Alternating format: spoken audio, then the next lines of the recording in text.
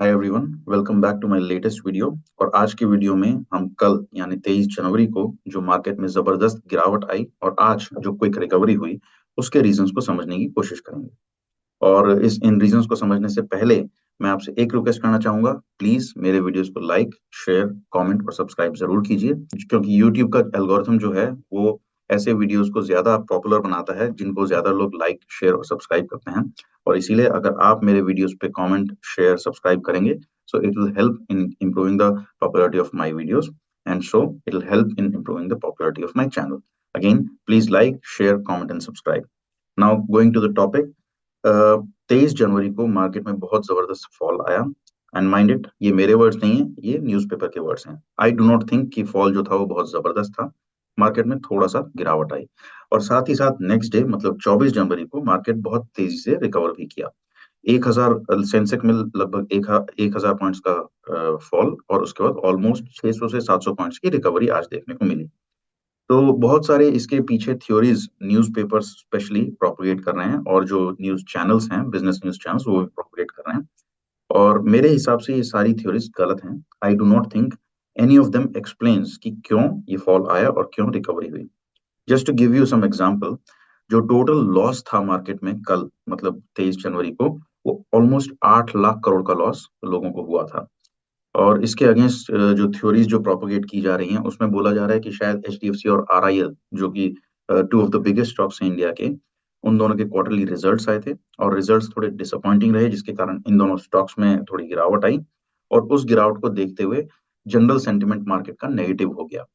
दूसरी थ्योरी ये दी जा रही है कि सेबी जो है, it is thinking of bringing in new norms of ownership for stocks for foreign investors, and these norms will kick in from 1 February. As a result बहुत सारे फॉरेन इन्वेस्टर्स जो हैं वो अपनी होल्डिंग्स को बेचने लगे हैं और पिछले 2 से 3 हफ्ते में लगभग 13,000 करोड़ के स्टॉक्स जो हैं फॉरेन इन्वेस्टर्स ने बेच दिए हैं। सो विच मीन्स कि फॉरेन इन्वेस्टर्स अपना पैसा निकाल रहे हैं and as a result stocks के प्राइसेस गिर रहे हैं। तीसरी थ्योरी ये फ्लोट की जा रही थी कि जनरली एक सेंटिमेंट डेवलप हो रहा है मार्केट में that the market is already overpriced, and as a result people are booking profits. That is also not in my view the right reason, because it is very difficult to assess कि कौन profit booking किस reason से कर रहा है। These are all theories. मेरे हिसाब से the most logical reason is something called market makers and algo trading. तो पहले ये समझते हैं कि मार्केट मेकर्स होते क्या हैं और एल्गो ट्रेडिंग होती क्या है, और उसमें मैं आपको एक्सप्लेन करूंगा कि क्यों मुझे ऐसा लगता है कि these are the reasons that the market is falling very quickly and then recovering equally quickly. So let's first go to market makers. अब मार्केट मेकर्स जो हैं, आप उनको एक तरह से मिडलमैन मान सकते हैं। और मैं इसको एक एग्जांपल के थ्रू आपको एक्सप्लेन करने की कोशिश करता हूँ। होता क्या है कि मान लीजिए आप हैं और मैं हूँ। आपको कुछ स्टॉक्स खरीदने हैं, मान लीजिए 100 स्टॉक्स आपको खरीदने हैं टाटा ग्रुप के, किसी के, टाटा पावर के। और मुझे 1000 स्टॉक्स टाटा पावर के बेचने हैं। तो अब मुझे तो 1000 बेचने हैं। मैं अगर आप मेरे से ट्रेडिंग करने की कोशिश करोगे तो मैं तो बोलूंगा मुझे पूरे 1000 बेचने हैं, मैं सिर्फ 100 नहीं बेचूंगा। और वहीं पे आप बोल रहे हो कि मैं तो पूरे 100 नहीं, आपके 1000 स्टॉक्स नहीं खरीद सकता हूँ, मुझे सिर्फ 100 चाहिए। सो ऐसे केस में होता क्या है, it is very difficult to make a match between buyers and sellers. तो इसके लिए ऑलमोस्ट वर्ल्ड में जितने भी स्टॉक मार्केट्स हैं, they all create entities called market makers. Market makers are typically stock brokers, जो कि एक मिडलमैन का काम करते हैं। इनके पास खुद के पास सारे जो मेजर स्टॉक्स होते हैं उनका एक होल्डिंग होती है और वो अपनी होल्डिंग में से ये खरीद बेच करते हैं। विच मीन्स कि जब आपको 100 स्टॉक्स खरीदने हैं तो आप डायरेक्टली किसी इंडिविजुअल शेयर के पास नहीं जाते हैं। मार्केट के फ्रंट एंड में आपको ऐसा लगता है कि आप किसी से खरीद रहे हैं, लेकिन बैक एंड में you are buying it from a market maker. आपने अपनी बिड डाली that you want to buy 100 stocks at let's say 100 rupees.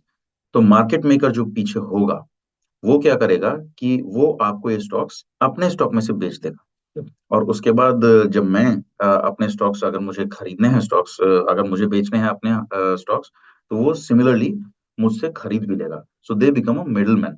होता क्या है मार्केट मेकर के होने से, that the market becomes very liquid. Trading जो होती है वो बहुत जल्दी जल्दी होने लगती है। और मान के चलिए अगर बीच में मार्केट मेकर्स नहीं होते तो आपको ऐसी किसी ट्रेड का वेट करना पड़ता जब कोई आपको सिर्फ 100 स्टॉक बेचने के लिए एट योर प्राइस तैयार हो जाए, which can take maybe the whole day. और साथ ही साथ कोई मेरे, अगर जो मुझे खरीदने हैं, तो मुझे भी कोई ऐसा मिले जो मेरे को 1000 स्टॉक्स बेचने के लिए तैयार हो जाए एट माई प्राइस। और ऐसा होता नहीं है। तो इसीलिए फैसिलिटेट करने के लिए एक मिडलमैन क्रिएट किया जाता है, and that is called market maker. अब मार्केट मेकर्स जो होते हैं, they make money on all the trade. So mind my words, they make money on all the trades they do. तो उनने आपसे जो आपको जो 100 स्टॉक्स आप जो खरीदना चाहते थे, उनने वो आपको बेचे, और उस पे they get a margin on the trading volume और द ट्रेडिंग वैल्यू। लाइकवाइज मुझे जो 1000 स्टॉक्स बेचने हैं, उस पे भी वो मुझसे खरीदेंगे, और उसकी भी ट्रेडिंग वॉल्यूम पे और या ट्रेडिंग वैल्यू पे they make money. So market makers make money on every trade that takes place.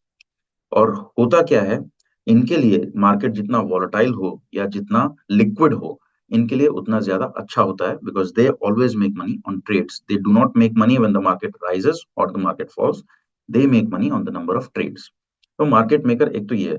दूसरा अब आते हैं एल्गो ट्रेडिंग पे। एल्गो ट्रेडिंग में होता ये है कि instead of using let's say people, individuals, बहुत सारी बड़ी कंपनीज ने एल्गोरिथम्स बना दिए हैं या सॉफ्टवेयर प्रोग्राम बना दिए हैं। और वो सॉफ्टवेयर प्रोग्राम जो हैं, वो कंप्यूटर्स पे वो लॉन्च कर देते हैं, और वो सॉफ्टवेयर प्रोग्राम अपने आप देखते हैं कि कौन से स्टॉक का प्राइस बढ़ रहा है और कौन से स्टॉक का प्राइस गिर रहा है। अगर वो किसी स्टॉक का प्राइस बढ़ता है, तो वो उस स्टॉक का और स्टॉक खरीदने लगते हैं जल्दी। जब वो खरीदने लगते हैं थ्रू दिस सॉफ्टवेयर, क्योंकि it's algorithm, it's not an individual, जब वो खरीदने लगते हैं तो प्राइस और बढ़ने लगता है और तेजी से बढ़ने लगता है। लाइकवाइज जब वो कोई स्टॉक का प्राइस गिर रहा होता है, तो वो उसको बेचने लगते हैं, विच इज शॉर्टिंग। तो वो शॉर्ट सेल करने लगते हैं, और एज अ रिजल्ट जब वो शॉर्टिंग होने लगती है, तो प्राइस इंक्रीजिंगली गिरने लगता है। विच मीन्स एल्गो ट्रेडिंग जो होता है, वो किसी भी स्टॉक का मूवमेंट जो है उसको बहुत सिग्निफिकेंटली एनहांस कर देता है। It becomes much much faster in terms of its volatility and it's liquidity.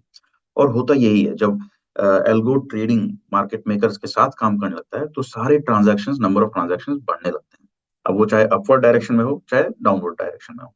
और हुआ यही, कल मतलब 23 जनवरी को बिग चंक ऑफ ट्रेड्स जो थे, दे probably went through algo trading. Again, I'm saying probably because this is my theory on why markets are so volatile these days. तो एल्गो ट्रेडिंग के कारण एंड मार्केट मेकर्स ने जो liquidity market में create करी है, उसके कारण स्टॉक्स बहुत तेजी से चढ़ते भी हैं, बहुत तेजी से गिरते भी हैं।